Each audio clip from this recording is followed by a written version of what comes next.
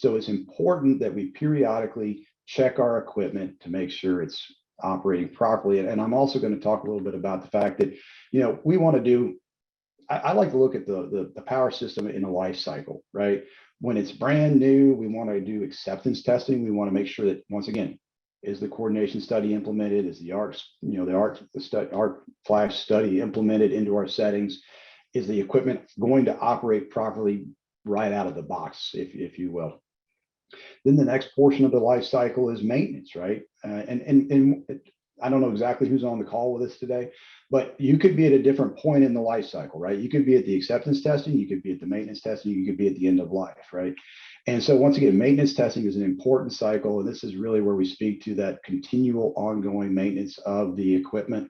And then finally, whether it's a system modernization of a system that's relatively new and taking advantage of new technology, or you've got an aging system and you need to modernize it and upgrade trip units, upgrade breakers, and those sorts of opportunities. So once again, we're going to kind of walk through that whole life cycle of your system and give you ideas where you can continue to modernize and, once again, improve the safety and the reliability of your power system.